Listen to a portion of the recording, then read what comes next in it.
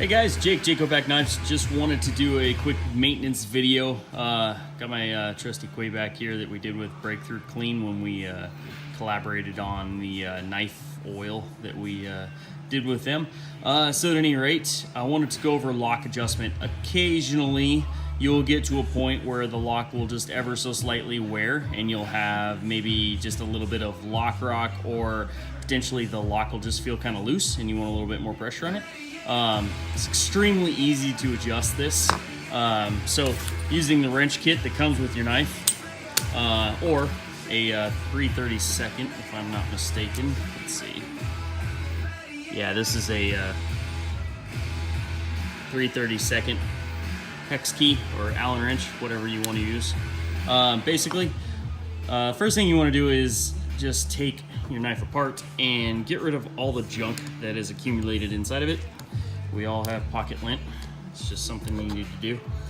If your pivot is Loctited, which they should all be, you're gonna need to hit the pivot with a heat gun, or maybe potentially a hair dryer, whatever you have available. But this one is, I've already taken it apart a few times just to show a few different things. So pop that side off. I usually just pinch the standoffs there and set it to the side. That way it's easy to put back together. Rotate the blade out, pop your bearings out, and then you want to use kind of a reference here.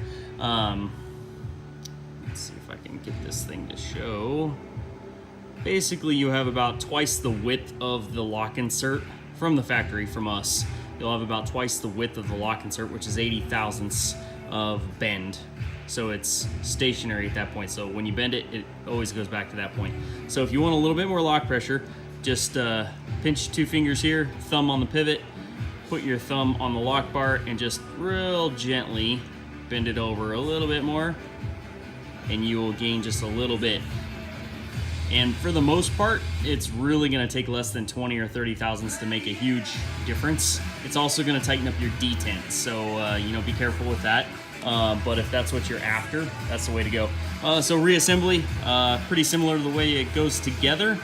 Make sure all your bearings and your washers and blah, blah, blah are available and in the knife. The pivot is cammed, so make sure you drop it into the pocket. Rotate it one way till it stops, rotate it the other way till it stops, split the difference, set it down on the counter, and make sure that it does not slide out. Drop your bearing in. It really doesn't make any difference which direction you put the cage. I prefer cage down so that I can oil the bearings directly. Again, make sure your stop pin track and everything is clean. Put the blade on there, give it a little wiggle. Put your bearing on there. Grab your index finger and your middle, or your ring finger, over the standoffs and the screws, and push them so that they stay in place. Drop it over the pivot in the frame. Give it a little wiggle and it'll drop into place. Tighten up your pivot screw first. Fairly snug, snugger than you actually want it to be. You're only maybe putting 8 or 10 pounds of pressure on there. Tighten up your backspacer screws, 10 to 15 pounds of torque.